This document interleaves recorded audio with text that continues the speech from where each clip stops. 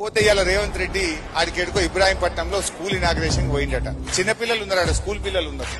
ఆ పిల్లల ముంగట పోయి అడ్డగోలుగా మాట్లాడొచ్చిండి. ఇవాళ ఏమంటాడు, హరీష్ రావు తాటి సెట్ లెక్క పెరిగిండు అంట. ఇప్పుడు రేవంత్ రెడ్డి నేను తాటి సెట్ లెక్క పెరిగినా ఎట్లా పెరిగినా అనేది అవసరం లేదు.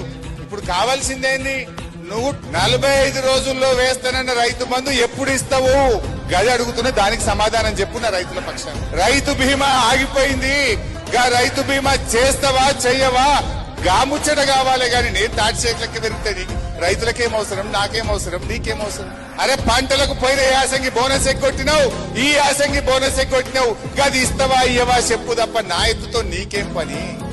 అరే పిల్లగాళ్లకు ఇలా ఫీజు రియంబర్స్మెంట్ ఇస్తలేవు. 30 లక్షల మంది ఎస్సీ ఎస్టీ బీసీ పిల్లల చదువులాగమైనవి, గది ఇస్తావా ఇయ్యవా నేను నిన్ను అడుగుతూనే ఉంటా. నువ్వు నన్ను తిట్టినా, నా ఎత్తు గురించి అడిగినా, నా పొడుగు గురించి మాట్లాడినా, బిడ్డ ఫీజు రియంబర్స్మెంట్ ఎప్పుడు ఇస్తావో నేను నిలదీస్తూనే ఉంటా. మా నిరుద్యోగ యువకులకు మొదటి ఏడాది 2 లక్షల ఉద్యోగాలు ఇస్తా అన్నావు, గది ఇచ్చేదాకా నిన్ను గల్లబట్టి అడుగుతూనే ఉంటా, నేను ఇడిచిపెట్టా. మా గౌడన్నలు 700 మంది చచ్చిపోతే వాళ్ళకు వచ్చే ఎక్స్గ్రేషియా ఇయ్యాలటికి రాలేదు. గౌడన్నల గురించి మాట్లాడవు, బీసీల గురించి మాట్లాడవు, ఎస్సీల గురించి మాట్లాడవు, ఎస్టీల గురించి మాట్లాడు. నా ఎత్తు గురించి నీకేం అవసరం?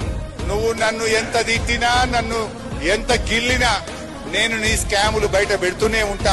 నీ హామీలు అమలయ్యేదాకా నిన్ను ప్రశ్నిస్తూనే ఉంటా.